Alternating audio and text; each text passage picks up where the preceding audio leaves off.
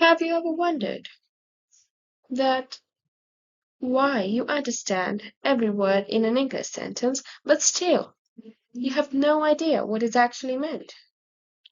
That's because native speakers don't always speak the way textbooks teach. Instead, they use natural expressions that you'll hear every day in movies or in offices, cafes, and conversations.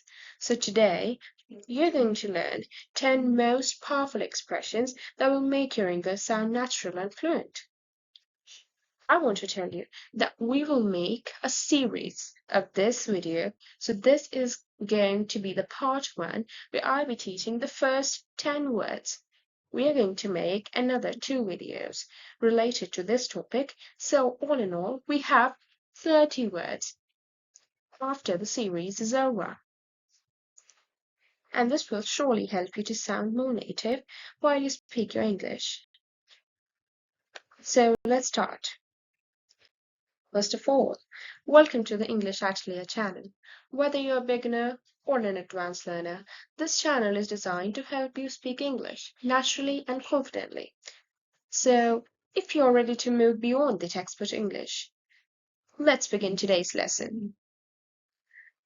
So, the first word that we're going to discuss is I'm all ears. I'm all ears.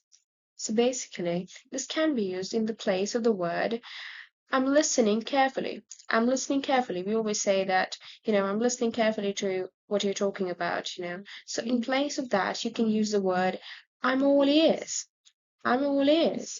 For example, when we use it in a dialogue, we say, Can I tell you something?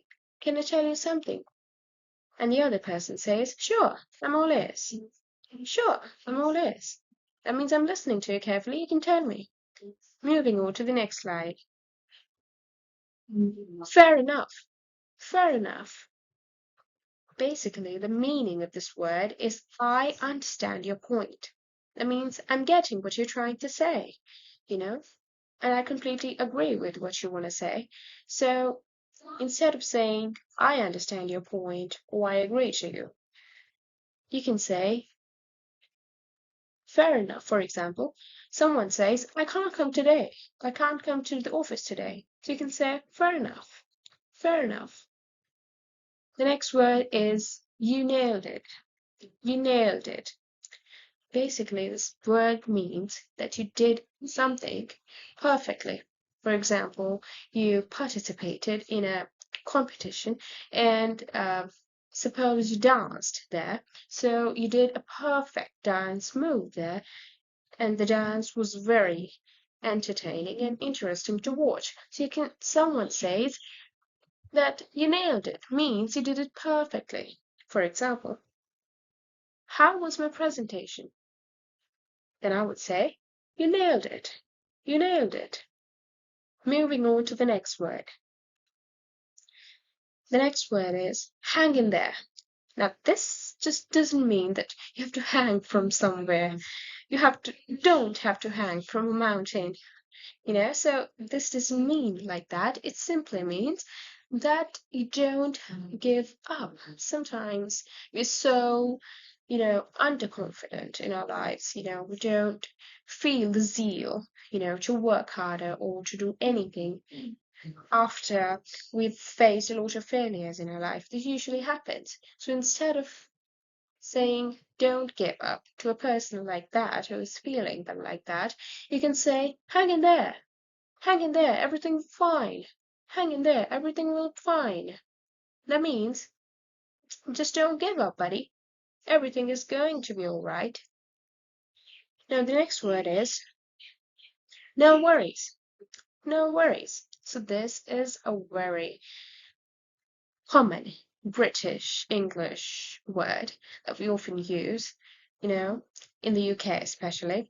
So, the basic meaning of this word is it's okay, when someone says thanks a lot. So you can say no worries, no worries. Or you can also say it was nothing. Sometimes we also say the word it was nothing. That's also a bonus word. Moving on to the next word. That makes sense.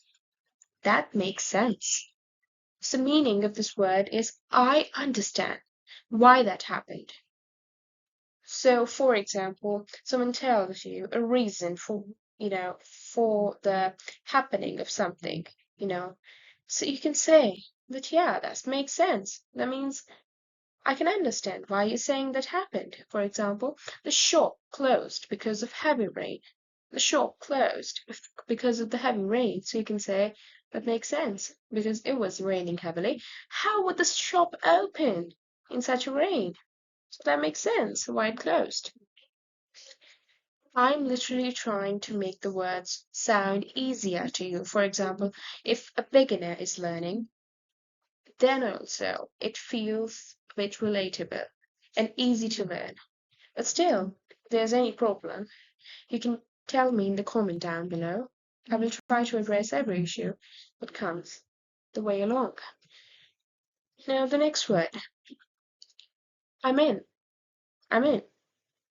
Basically, this doesn't mean that you're in a room or in a place, what we may think the first class.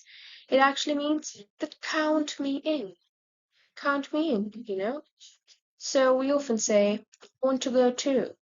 I want to do this as well. I'm also interested in it.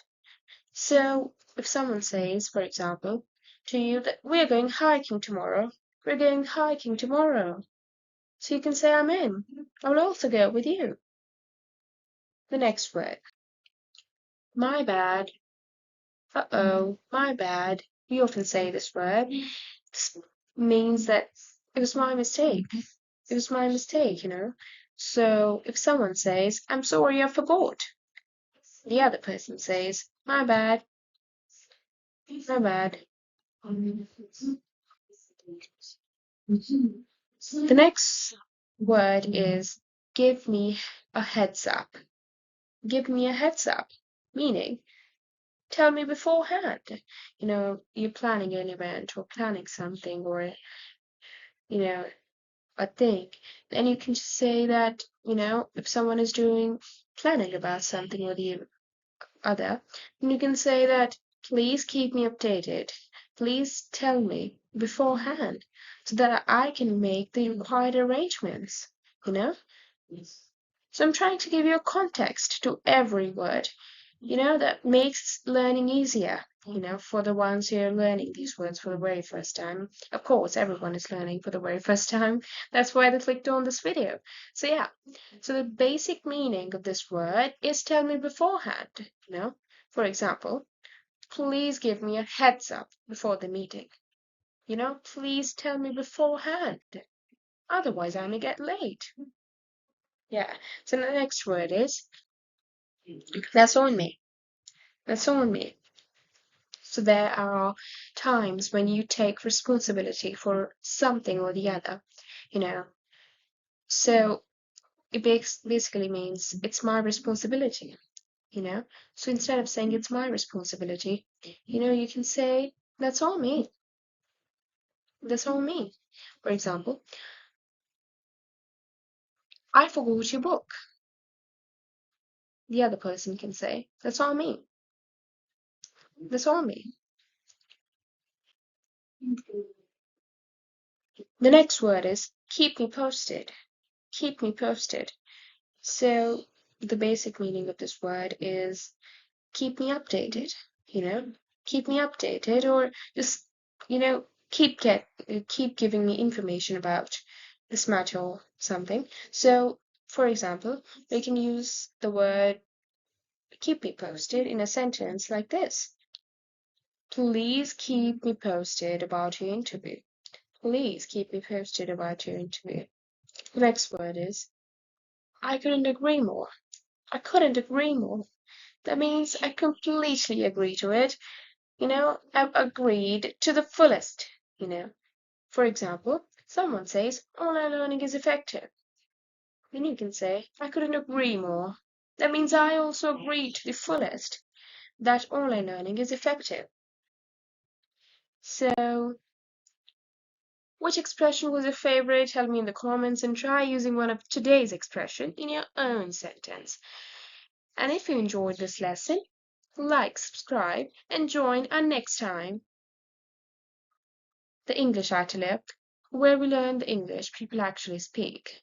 And also, I want to tell you that after the completion of this series, means the two videos that are left in this series, the part 2 and the part 3, we are going to make a video on the topic more everyday expression that will make you English sound natural and fluent.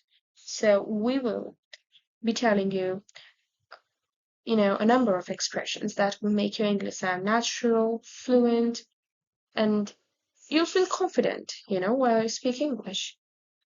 So that's all for today's video. I will again say like, comment, and subscribe to my channel. And if you find anything that is difficult or anything that you want to say, so you can just comment down below. I will reach you out and I will read each and every comment that I am showing you because we have started this channel just a few days before, so I'm new to YouTube and I might not be knowing few things or many more even. So with your guidance, I'll be able to improve. Thank you and happy learning.